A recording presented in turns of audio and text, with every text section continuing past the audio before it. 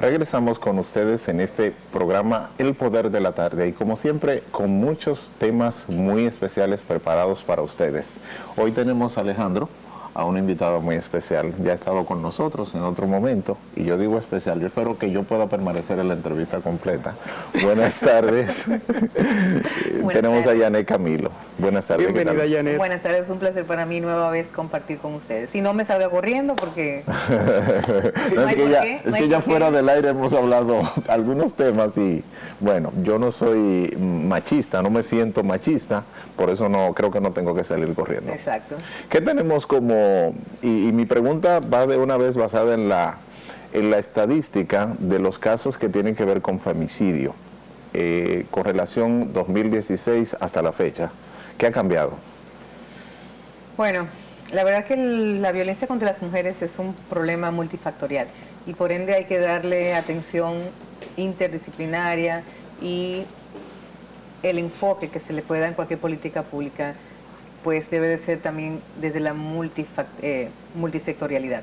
Entonces, en ese sentido, nosotros no hemos avanzado en el tema educativo, sigue siendo el mismo sistema educativo, los mismos patrones de conductas, seguimos enseñando a los niños de la misma manera a ser niños y a las niñas a ser niñas, entonces esas relaciones que lo que conllevan es a no enseñarles a compartir conversaciones, a negociar situaciones, sino a quién tiene el poder y quién tiene que someterse al poder, y cómo el que tiene el poder debe de ejercerlo, hace que se siga reproduciendo patrones de conductas violentas. Y por ende los feminicidios tienen una temporada que un mes que pueden haber menos, un año pueden haber menos, otro año pueden haber más.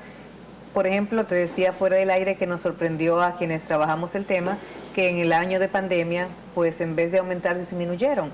Y todos pensábamos y todas pensábamos que al estar las parejas conviviendo de manera hermética, obligatoria, pues iba a aumentar, y lo que hizo fue que hubo una bajada, una caída en el tema de los feminicidios y de la violencia.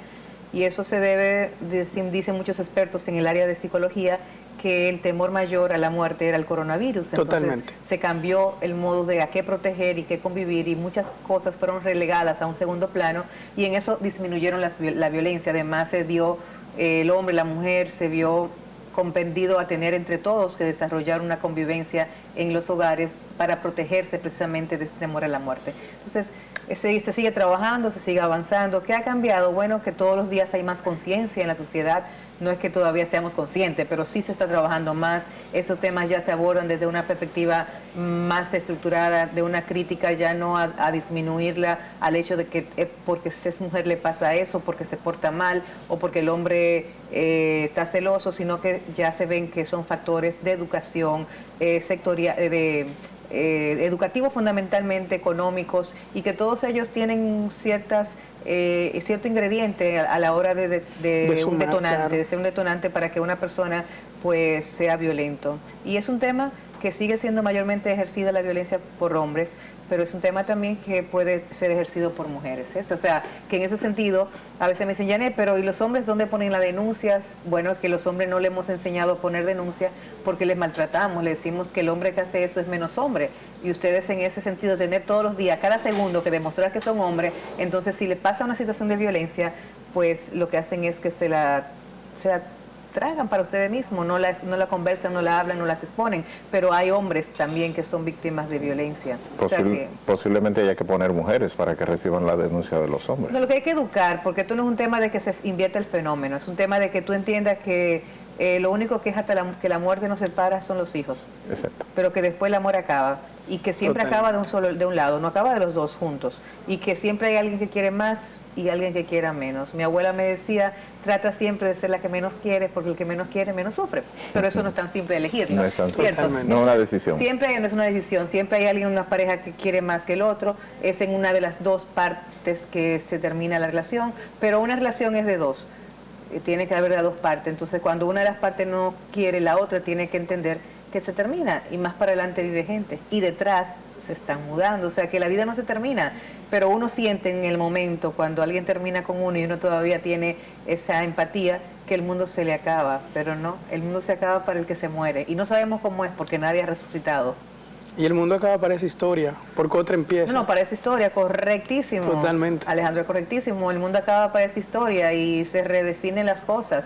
Y la tierra tembló esta mañana y no pasó nada, pero de pronto, ¿cuánta gente murieron en el día de hoy por diferentes motivos? Por accidentes, por enfermedades. ¿Cuántos niños naciendo, peleando por nacer, mueren? ¿Cuántas madres peleando por parir mueren? O sea, mientras una muere, uno se casa, una nace, o sea, que ese es el mundo y esta es la realidad. Pero una vida que se viva con violencia no es justo, y mucho menos sesgarle la vida a otra persona de manera violenta, ya sea por una riña con un revólver, ya sea por violencia de género. O sea, nadie tiene derecho a quitarle la vida a nadie, inclusive ni la policía tiene derecho a quitarle la vida a un delincuente, porque ese delincuente es producto de una sociedad que de una manera u otra le ha fallado y lo ha impulsado a que tenga como modo de subsistencia esa actividad delictiva. Entonces, para eso están las leyes, para regir y normatizar la sociedad, de cómo castigar cuando alguien rompe esas normas que están puestas precisamente para que el hombre y la mujer en una sociedad podamos convivir en paz, en dignidad y con respeto.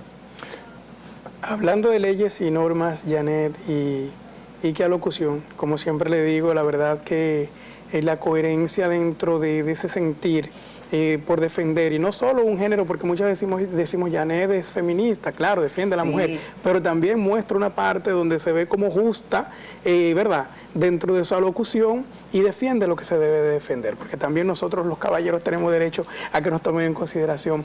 Y Janet, ¿con qué nuevo vienes por acá? Nos gustaría saber, aunque como te decía ahorita en backstage, hemos estado viendo en redes sociales, dando seguimiento y demás, nos gustaría saber qué traes nuevo, en qué has estado y que salga de su boca para nuestros amables televidentes. Bueno, como te dije el año pasado, estaba trabajando para presentar mi nuevo paso político, y ese nuevo paso político es mi candidatura por la alcaldía de la capital, aquí en el Distrito Nacional, por el Partido Revolucionario Dominicano. Y precisamente la semana pasada pues hicimos una rueda de prensa formalizando esas aspiraciones con mi eslogan Pasión por mi ciudad. Pasión por mi ciudad. Pues quiero invitar a todos los que vivimos y nacimos, los que nacieron en la capital y los que vivimos en la capital, los capitaleños y las capitaleñas, a tener otra vez esa pasión por nuestra ciudad, a sentirnos orgullosos de ser la serie Palito, la serie 1 de la capital. La capital que da capitaleños, pero que recibe a miles de dominicanos de todas las provincias para que vienen a buscar prosperar, con esperanza de construir carreras, de construir familias. Y la capital es madre, pero también es madrastra en ese sentido. Entonces, la capital nos ha dado tanto que de pronto los capitaleños y las capitaleñas, quienes habitamos aquí, tenemos que darle algo a la capital. Y entonces, en ese sentido, yo desde la política, pues, quiero darle a la capital la capacidad de gerencia que tengo. Creo que le falta planificación a las autoridades que dirigen la capital. Creo que tenemos presupuesto. Es no un tema de mandar más presupuesto. Los gobiernos siempre deben de administrar en escasez. Nunca habrá dinero suficiente para nada, para todo lo que se tiene que hacer. Entonces, lo que hay que saber planificar, eficientizar la inversión pública para que las cosas que se hagan tengan mayor impacto en la población. Hay que también desconcentrar el presupuesto para que le llegue a todos los sectores de la capital. Cuando Fello Suberví era alcalde y yo participé con él en su última sindicatura, estamos hablando de 1.100 kilómetros cuadrados, que era el Gran Santo Domingo, que era el Distrito Nacional. Y si tú te vas y te desplazas, todavía hay obras de las que hizo Fello en Guanuma, en La Caleta, en Boca Chica, en Los Girasoles, en La Cuava, que eran cosas que son todavía sitios alejados de la capital. Hoy la capital es 94 kilómetros cuadrados. Y después que salió Roberto, aquí no se han hecho ninguna otra obra. Aquí lo que se han es remozado los parques, se han pintado cosas, pero esos parques remozados son los mismos que hizo Fello Suberví. Esas obras que están ahí no se han vuelto a hacer más obras y se están haciendo las remociones, los remozamientos con apoyo del sector privado, que también eso es bueno. Entonces, ¿qué significa eso? Que hay un presupuesto ahí, pero un presupuesto que, por ejemplo, este año 2022 disminuyó un 75% la inversión pública comparada con los 4 años pasados de gestión municipal del mismo partido. Un ayuntamiento que ha duplicado su nómina relativamente a la nómina 16-20.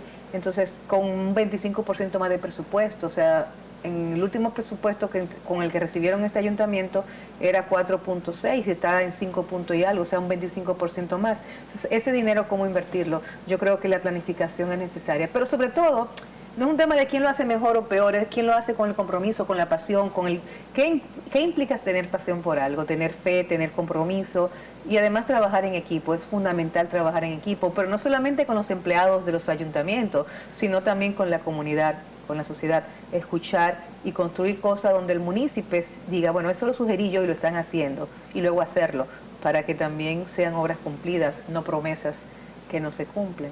Se creó o se construyó la Duarte con París, es decir, se remodeló, ¿eso lo hizo el ayuntamiento? Eso lo hizo ahora, una primera parte la hizo David, la segunda ahora la hizo David también de turismo. Es que mira, también aquí los políticos que quieren decir que no vamos a repetir lo que hacían esas generaciones que hemos criticado, estamos haciendo lo mismo. O sea, en vez de ser el ayuntamiento que haga eso, el gobierno pues lo hace de turismo, y viene el turismo y tiene que incidir en la construcción de Duarte con París para que digan lo hizo fulano. Y esto no es un tema de quién lo hace, es un tema de que todos pagamos impuestos para que a quienes elegimos hagan las cosas. O sea, aquí nos fascina aplaudir a una autoridad cuando lo hace bien, pero es que para eso es que uno lo elige y además le paga para ello, porque el dinero que ellos administran, el dinero que sustraen de manera ilícita, es el dinero que tú y yo pagamos con impuestos. O sea, es el dinero de todos los dominicanos y dominicanas. Entonces el deber es tener una buena administración para que cuando se le elige, usted le quede bien al que lo eligió, pero en sentido general le quede bien a la población, porque es una apuesta futura. O sea, tú no votas por mí hoy, pero yo llego, lo hago bien, y tú dices, bueno, yo no voté, pero voy a votar ahora por Janet, porque mira, aunque yo no votara por ella, su gestión fue buena y me impactó de esta y de esta manera. Entonces, aquí seguimos queriendo tener ese sello de que cuando yo pase, diga, eso lo hizo Juan, eso lo hizo Pedro, eso lo hizo María. Sin embargo, las cosas que no se ven son las de mayor impacto y son donde los presupuestos tienen menos impacto económico. Salud. O sea, aquí todo el mundo quiere obras públicas. El Ministerio de Educación lo quieren porque construye muchas escuelas. O sea, un tema de obras, no solamente porque se ven, sino porque son remunerados, o sea, deja dinero. Pero el tema de salud, por ejemplo, aquí en el ayuntamiento, el tema de drenaje pluvial. No, que ese dinero, si se invierte, va a ser sembrado. Sí, pero hay que sembrarlo porque el pasado 4 de noviembre, Viernes Negro, el pasado año, una lluvia grande, una inundación, por un mal manejo de planificación del drenaje pluvial de la capital, no solamente fueron millones de pesos que se perdieron, sino que 9 vidas perdimos en la capital. Y eso, tú me dices, bueno, Janet, pasó, no se pudo hacer nada, pero de ahí a hoy, ¿qué han hecho las autoridades para que el país o el pueblo, el distrito diga, bueno, están trabajando para que si se presenta otra vez ese fenómeno de la naturaleza estemos preparados para ello? No se hizo nada. El bulto a los 2 o 3 días para salir en motores, con capa, repartir fundita de comida, como que todavía aquí la pobreza haya que comprarla a través de silenciarla por una funda de comida o una tarjeta de apoyo económico. Entonces, ¿qué se está haciendo para planificar que se mejore el sistema pluvial para que no vuelva a pasar un impacto ambiental tan fuerte que, reitero, nos llevó 9 vidas en una sola noche? Janet, justamente utilizas una palabra que para mí es muy poderosa, y es impactar. El ser humano puede incidir e impactar en la vida de los demás de manera positiva o negativa. Y cuando hablamos de este factor, hay algo que siempre me pregunto, y qué bueno que tengo justamente a un político que hace ratito no tenía enfrente para hacerle quizás esta pregunta, y puede que desde el conocimiento que maneja pudiera ilustrarme e ilustrar a nuestros televidentes también. Cuando vemos el análisis post-COVID, es decir, que retomamos ya todo normal y volvemos de cierta manera a la normalidad, los políticos toman en consideración a la hora, desde la oposición, a la hora de hacer su análisis, cuando yo digo, bueno, hasta 2016, que son quizás al 20, los 4 años de gestión pasada, versus lo que va corriendo del 20 a la fecha, hasta completar el 24, las condiciones no eran las mismas. O sea, a la hora de quizás tocar estos puntos en análisis, tienen ese grado de conciencia despierto, porque si bien es cierto, COVID fue algo que arrasó en el mundo. Y para cualquier país manejarlo desde el punto de vista político-económico, pues obviamente generó mucho desastre. Al mismo tiempo se buscaron tantas formas de hacer, ¿verdad?, lo correcto para los pueblos del mundo. O sea, y siempre me he preguntado eso, si se han tomado en consideración el tipo de catástrofe que se vivió entrando a un gobierno sin ánimos, obviamente, a nada más que analizar eso.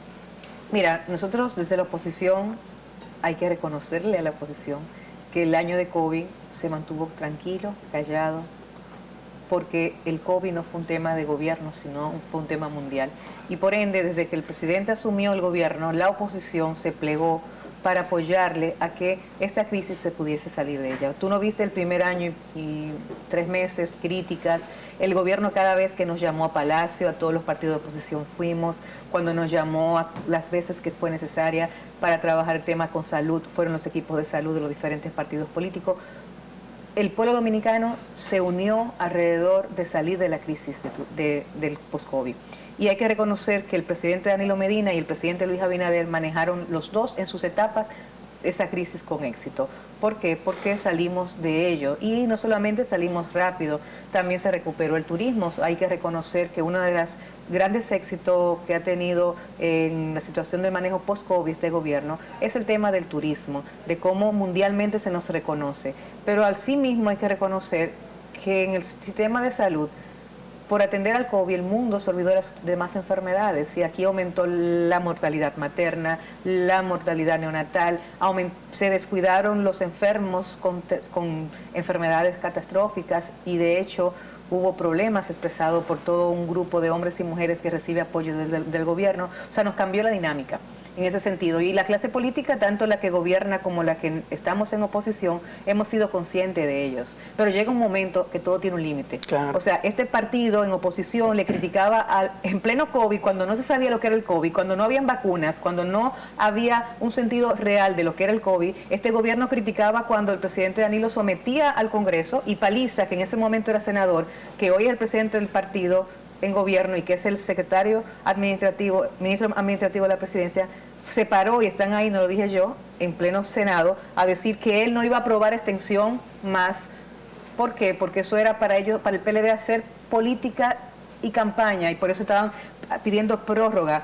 Sin embargo, el primer año de este gobierno lo gobernaron con prórroga, o sea, cada vez había que extender y extender y extender porque el gobierno no estaba preparado por la situación del COVID. Entonces criticaron de manera astronómica, pensaron en la gente cuando estaban en oposición, cuando llegó el COVID, pero por supuesto, como decía mi abuela, una cosa es con guitarra y otra es con violín. Inmediatamente comenzaron a gobernar, se dieron cuenta que sí, que esos tiempos que se solicitaban y que lo establece la legislación dominicana, era necesario gobernar en periodo de sección por la situación que vivía. Los préstamos. Aquí hay candidatos que se hicieron senadores y la gente votó con ellos y por diputados porque era crítica diaria contra el PLD y Danilo por todos los préstamos que cogían. Sin embargo, hoy son sello gomígrafo.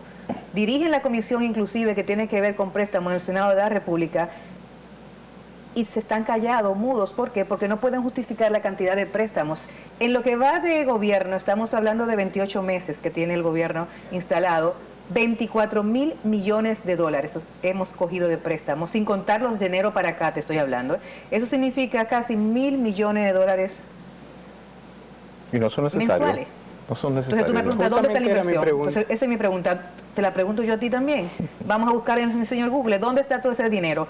Porque ha disminuido el tema de la inversión pública. Y para que haya desarrollo en un país hay que haber inversión. Entonces, ¿estamos cogiendo préstamos para qué? Para amortiguar la balanza económica. Sí, es cierto, estamos depositándolo en el Banco Central y en el Banco de Reserva ese dinero. Y es como que tú cojas prestado y con qué tú lo vas a pagar si tú no trabajas para producir dinero. Entonces, nos estamos endeudando para pagar las deudas. Sin embargo, no estamos haciendo una inversión. Danilo dijo un día pasado que el presidente no era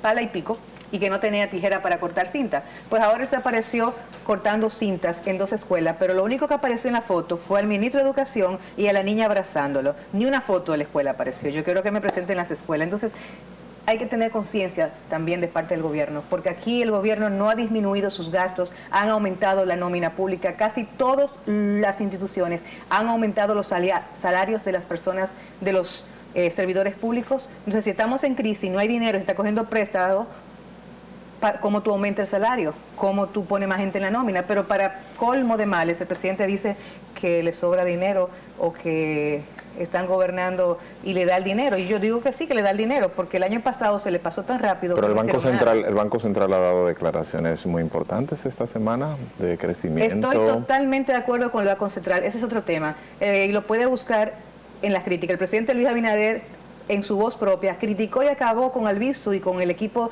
del Banco Central, que es el mismo equipo que tenía Balaguer con Albizu, que tuvo Leonel, que tuvo Danilo Medina, y el PRM, en la voz de su presidente actual, lo criticaba, sin embargo lo ha dejado. Entonces tenía razón Albizu, y lo mismo que el PRM criticaba, de que en los gobiernos del PLD se hablaba de crecimiento, pero que eso no se derramaba hacia la población, está pasando ahora. Estamos en hablar de organismos internacionales. Bueno, vamos a la CEPAL. La CEPAL dice que este país, en el año pasado y este año, ha sido de los 5 países que tuvo y tendrá mejor crecimiento económico. Pero al mismo tiempo dice la CEPAL que este país en 2 años es de los 5 países donde ha aumentado la pobreza nueva vez. O sea, el cambio que se ofreció va en reversa. Y en la capital es igual. Y yo te digo, y te decía ahorita, ¿por qué aspirar a la candidatura a la capital? ¿Por qué presentarme como candidata a la capital? Bueno, porque precisamente yo he sido una política que creo que con hechos, sino con acciones, he demostrado en las posiciones que he tenido. Primero, compromiso con lo que hago, coherencia en lo que digo con lo que hago, capacidad de gerencia, pero sobre todo soy una persona que siente pasión, compromiso con las cosas que se hace. Y si hay algo que le falta a la capital, es eso, que no se utilice como una plataforma para llegar a la fama política, sino que quien llegue con esa pasión, ese compromiso, ese amor, por devolverle la vida a la capital y sobre todo por devolver la capital al peatón. O sea, aquí es una capital inaccesible. Inaccesible no para quienes tengan un tipo de discapacidad, es para nosotros que no podemos caminar en las aceras, desniveles, hoyos, una ciudad oscura, apagada, una ciudad donde no es un tema solamente de tránsito vial, porque el parque vehicular haya crecido tanto que ya no nos dan las calles. No, es que aquí las señalizaciones no existen, es que los pasos de cebra no lo usan y no hay campañas tampoco educativas para enseñarnos a los ciudadanos, aún a los grandes, a tener responsabilidad ciudadana. Una que me gustaría agregarte y que me gustaría que se haga, los nombres de la calle ya se han eliminado. Ya tenemos gracias a Dios que tenemos al navegador, pero ya tú buscas una dirección por su calle y ya no aparece el nombre de la calle. Entonces sí, es algo un punto importante, a mejorar. un punto a volver a retomar. Hay muchos puntos a retomar y los gobiernos nunca quieren hacer las cosas malas. Yo creo que todo el que aspira a una posición quiere hacerlo bien, y los gobiernos tanto locales como nacionales tienen cosas positivas, tienen cosas negativas, nadie lo hace todo mal ni todo bien, y yo creo que se podría hacer una gestión mucho mejor con el presupuesto que tenemos.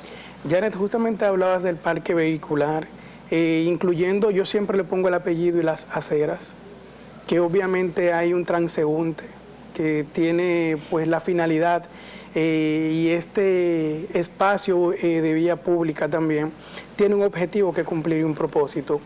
¿Qué haría Janet Camilo, por ejemplo?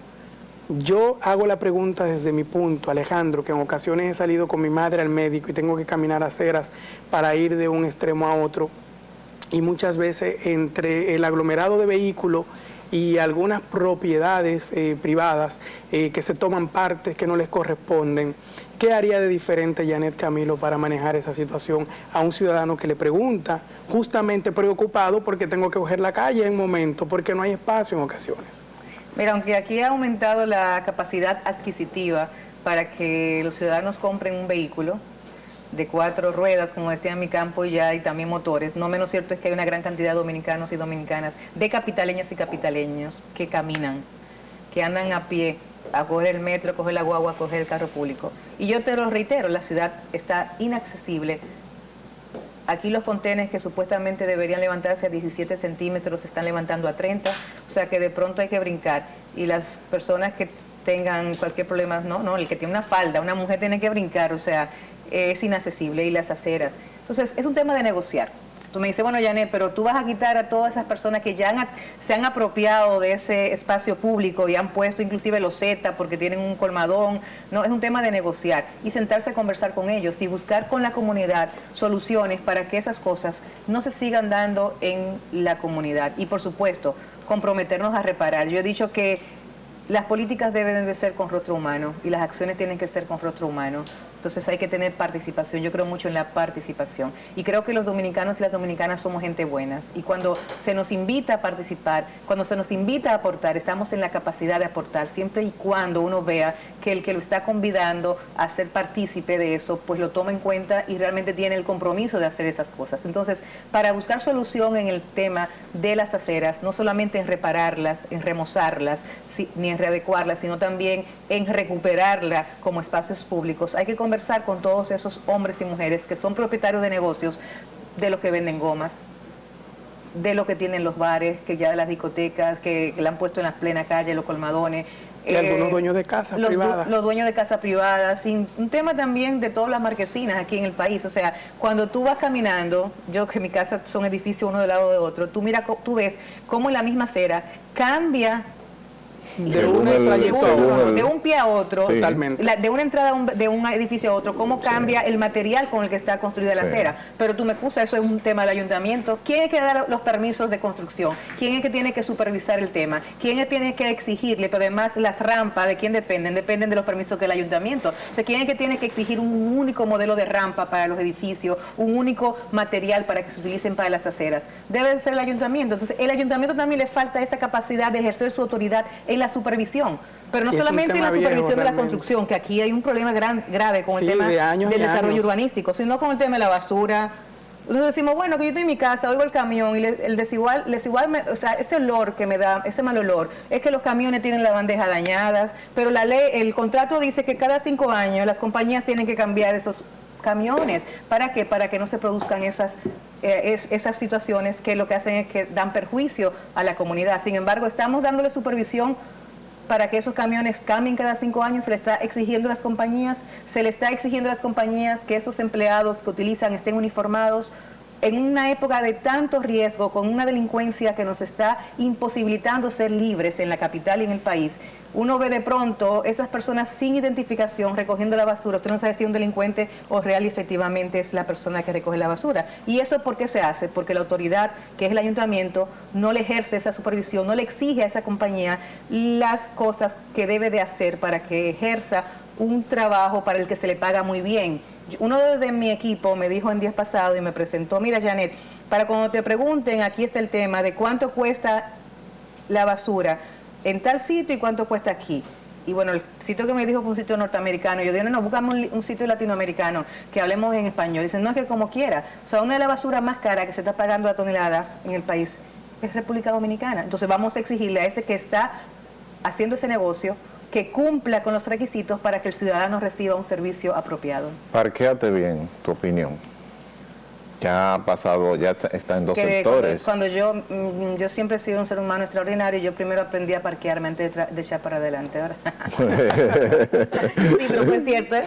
Mi papá se reía de mí, pero tú antes de echarle para adelante ya tú sabes parquear. Mira, parquéate bien es interesante y es algo que debemos de tener, pero parquéate bien no es una frase para crear un eslogan que dé buena publicidad. Parquéate bien es una decisión administrativa que tiene que estar combinada con varias acciones para que Parquéate Bien sea eficiente.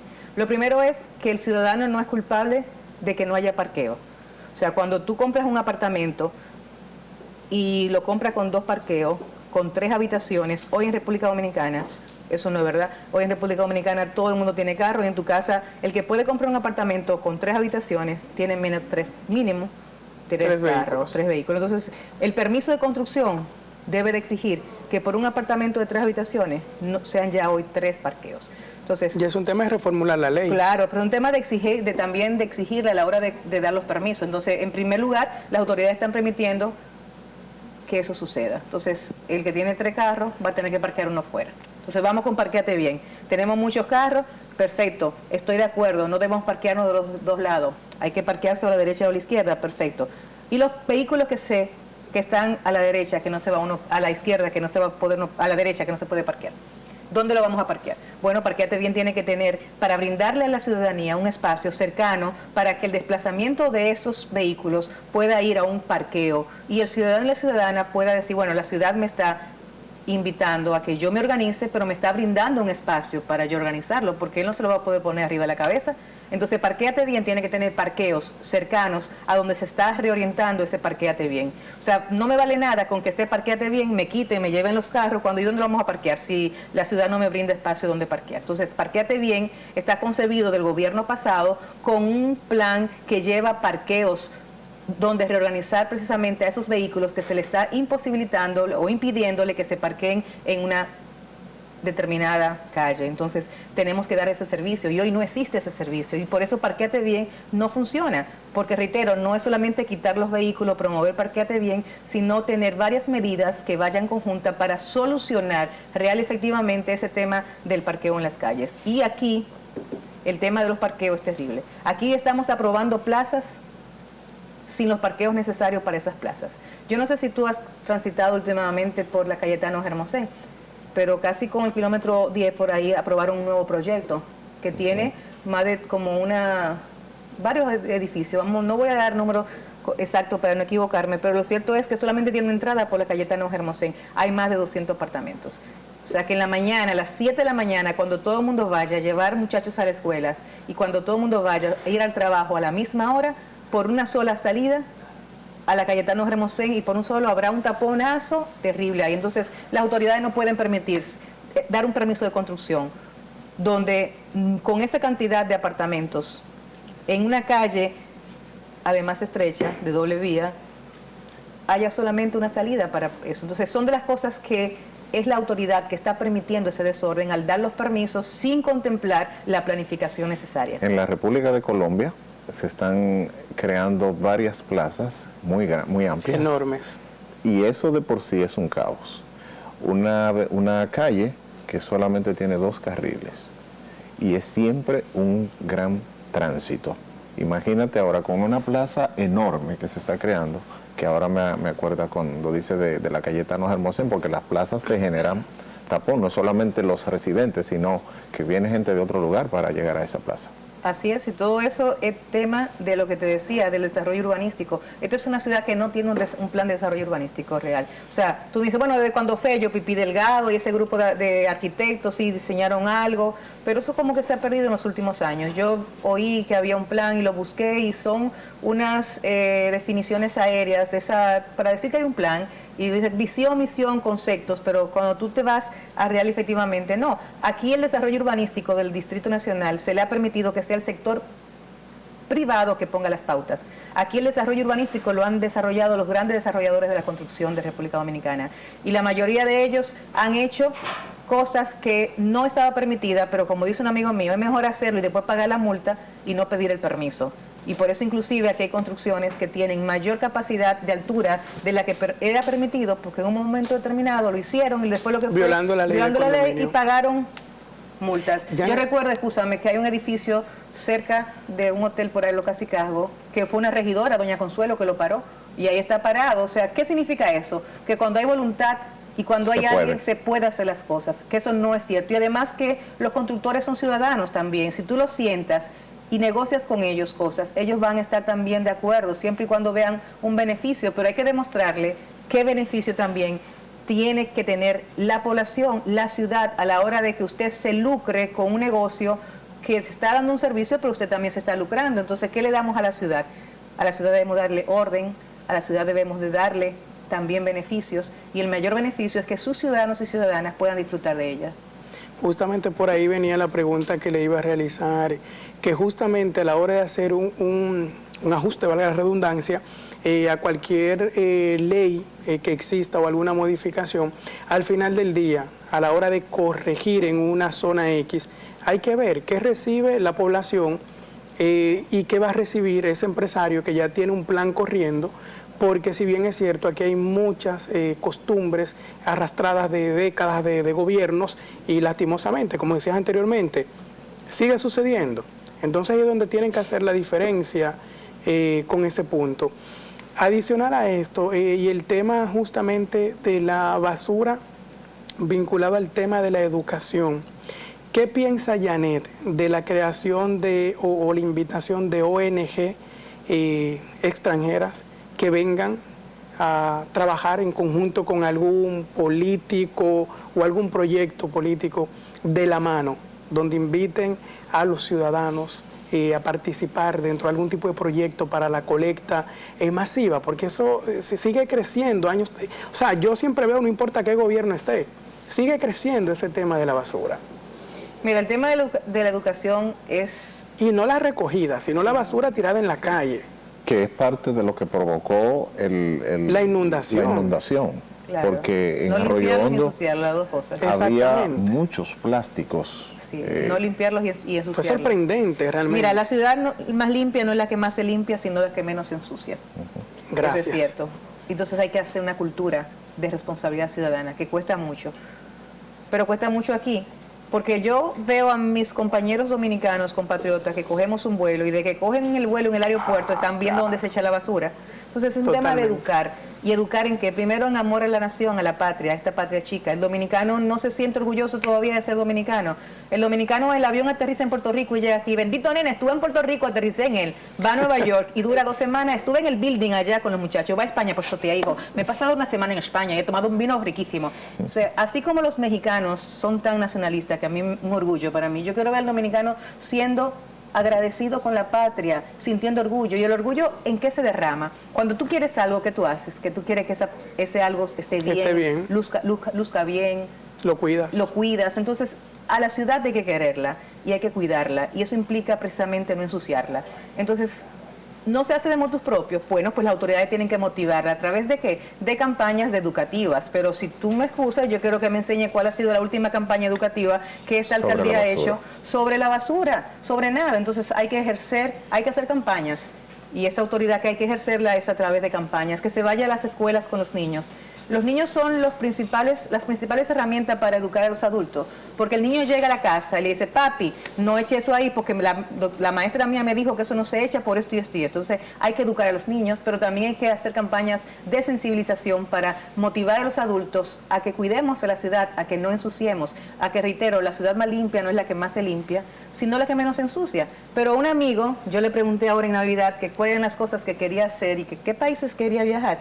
Y se quedó pensativo y en una me dijo, tal país. Y ese país que yo investigué, lo investigué en Google, me metí porque fue raro. Y descubrí que en ese país hoy hay 37,000 personas contratadas para limpiar la basura en la ciudad capital. Y que es hoy una de las ciudades más limpias y más verdes. Y que sus ciudadanos dicen, la ciudad no está limpia porque no ensuciemos, sino porque hay quien la limpia. Entonces son las dos cosas. O sea, no solamente es conciencia para no ensuciar, sino que las autoridades también tengan compromiso de limpiar. Y limpiar implica tener la capacidad de saber que si tú echas basura, tienes que recogerla. Yo me desplazaba en días pasados a primera hora hacia la playa y me fui por el barrio chino porque quería pararme a comprar una cosa en el barrio chino. Y es increíble. Al otro día del año chino, o sea, el lunes de fiesta, había un montón de basura en la entrada del barrio chino, pero un vertedero, pero más adelante, casi antes de cruzar el puente, otro vertedero. Entonces no me diga usted a mí que yo soy la única persona que tengo ojos. Entonces ahí debe haber una supervisión para que no se acumule en el barrio chino, donde hay tanta gente que va a comer, que se está vendiendo una cultura también que no se limpia. O sea, ahí debe haber supervisión. Entonces son las dos cosas, es educar. Y la educación es fundamental para un cambio de vida. Totalmente. ¿Tú sabes por qué los políticos que tenemos son ellos los que están ahí? Porque tenemos un pueblo que vota por ellos. ¿Y cuál es el nivel educativo que tienen esos políticos? El mismo que tiene el pueblo. Por eso el tema de invertir en educación en un país es tan vital. Tú miras los presupuestos y un presupuesto habla de qué quieren los gobiernos. O sea, un presupuesto que no invierte en educación es un presupuesto, un gobierno que quiere tener la gente bruta. Y lo más fácil para la clase política es tener personas con poco conocimiento, porque cualquiera le gobierna. O sea, como dice un amigo mío, un país bruto, cualquier bruto gobierna. Entonces, los países que invierten en educación, invierten porque quieren tener una mejor democracia, porque quieren tener un mejor ejercicio de ciudadanía. Y el ejercicio de ciudadanía hace que también tengamos esos ciudadanos, siendo hombres y mujeres, que ejerzan con mayor responsabilidad y conocimiento los cargos públicos y los privados. O sea, una clase económica consciente, una clase empresarial consciente y una clase política consciente. Janet, y escúchame, lo último, bienvenido todo aquel que quiera colaborar. Las ONGs extranjeras o locales, pero no hay que coger un vuelo. Aquí hay muchísimas ONG locales que están haciendo labores extraordinarias para el tema de reciclaje, para el tema de limpieza en las playas, en los ríos, para un tema de conciencia con el tema del medio ambiente y de las consecuencias en el uso del agua, en el uso de los reciclables. Entonces aquí hay mucha gente dominicana buenísima que las autoridades pueden sentarse a escucharlas y hacer sinergia porque juntos podemos construir una mejor ciudad y un mejor país. Totalmente. Sabes, Janet, que antes de que nos vayamos, quería preguntarle, esta opinión tan personal que tiene todo mundo, y quizás desde el aspecto político y personal, ¿cómo ve Janet a esos jóvenes que van entrando a la política actualmente? Porque hay algunos jóvenes que han ido pues escalando, ¿no?, y ocupando posiciones importantes dentro del sector. ¿Cómo los ve Janet? Bueno, los veo con envidia, porque quisiera ser joven, ¿verdad? Pero bueno. No, mira, me parece magnífico. Yo llegué a la política joven y creo que la juventud tiene un gran desafío, que es participar en la política y dar un paso y de valentía como todo joven, con la ilusión de que podemos cambiar el mundo. Entonces yo lo veo muy bien, me parece fantástico que más jóvenes, hombres y mujeres, participen en la política, que se formen, ojalá y que no repitan los patrones que nos critican a los que no somos ya tan jóvenes, y que lo puedan hacer de manera diferente. Yo creo que pueden hacerlo de manera diferente, yo creo que el relevo está ahí, que está empujando ese relevo, y decía hoy uno de mis colaboradores que el que no se monta, quienes ya hemos pasado de la juventud, el que no se monte en la ola política para tener espacio, esa juventud los va a acorralar, porque ellos están empujando hacia ese relevo. Yo creo en la juventud de este país. Logró independizarlo de los haitianos la juventud. La juventud, totalmente. El movimiento trinitario fue jóvenes. Este país lo defendió contra la invasión americana los jóvenes. Este país, siempre los jóvenes han estado al frente. Este país ha tenido uno de los presidentes más jóvenes de la región. Este país ha tenido hombres y mujeres jóvenes que han apostado y siguen apostando. Y la juventud no es el futuro, la juventud es el presente, por lo que yo estoy feliz de ver ese relevo, de ver mucha gente joven, y ojalá que sean permanentes, porque sí es un gran desafío. No es entrar a la política, es poder permanecer. ¿Eres la única precandidata del PRD actualmente? No, pueden haber más y espero que hayan más. Yo espero que hayan más, porque cuando uno es solo un candidato, bueno, pues no hay con quién competir, la competencia ayuda mucho. Escuché las declaraciones del expresidente Hipólito Mejía, que le hicieron la pregunta de si quisiera que Carolina se reeligiera. Dijo que no. Bueno, como yo no tengo un papá político, tú tendrás que preguntármelo a mí. No, pero cada quien tiene su mirada, su visión, y que cada quien tome su decisión. Yo creo que este es un tema de cada partido poner sus candidaturas. Cada partido que ponga su candidato o su candidata. Yo estoy tratando de trabajar para yo ser la candidata del PRD, y por el Partido Revolucionario Dominicano me presento en una candidatura abierta para que todos los ciudadanos de la capital que entiendan que en mis propuestas pueden verse identificados, reflejados, pues que apuesten con la misma pasión. Y yo les invito a que sientan esa pasión para que juntos podamos hacer de la capital de Santo Domingo una ciudad donde podamos vivir más y mejor. Muy bien, gracias, muchísimas gracias por estar hoy con nosotros. Es un reto el que viene con relación a las candidaturas. Ya los partidos tienen casi completadas las candidaturas presidenciales, pero faltan las precandidaturas de alcaldes, sí, y de diputados y senadores. Son 4,000 y pico de candidaturas que tiene que armar cada partido. O sea, que son más las que faltan que las que pueden verse. Sí, son más las que faltan. Y además de la que están, no sabemos cuáles al final llegarán. Bueno, importante. Y llegas, ¿cómo ves el escenario? No, tú me decías de las presidenciales. No, pero en el caso como alcalde. No, yo llego hasta el final. A mí se me va a contar los votos al partido y en las elecciones del 2024. Y si hacemos alianza, seremos la cabeza de la alianza. Eso tenlo por seguro. Estaremos trabajando con la mayor capacidad de hacer alianzas estratégicas, pero siempre la cabeza del Partido Revolucionario Dominicano. Yo hago esa apuesta, y esa apuesta la hago con la pasión y sobre todo con la capacidad de trabajo que siempre me ha caracterizado, y con el trabajo en equipo. Tengo un equipo fabuloso que está creyendo ya que estamos casi en el abril juramentándonos para comenzar a ejecutar ese plan de trabajo. Muy optimista es Janet. Sí, más que optimista, bastante. Como diría Mandela, vivo llena de esperanza. Oh, wow.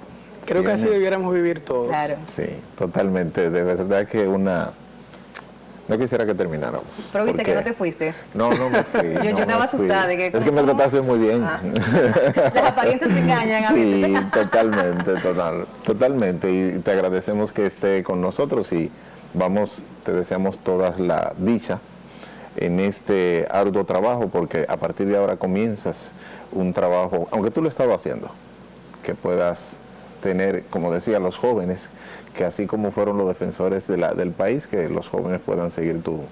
Y dijiste que no tan joven, pero cuando leía tu biografía, decía, cuando vi la edad le dije, ¿qué? Pero es joven. Claro, sobre todo que la edad mía todavía se puede voltear, o sea, y cuando tú la volteas es mucho mejor. Hacemos fiesta. Hacemos fiesta, y de 15. Exacto.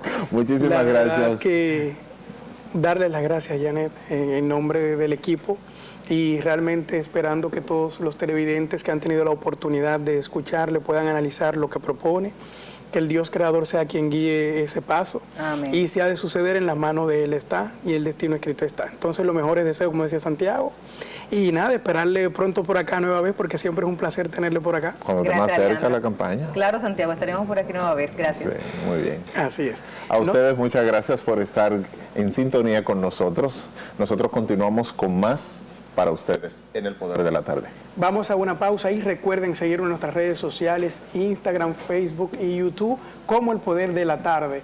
Así que no se muevan, que volvemos en breve.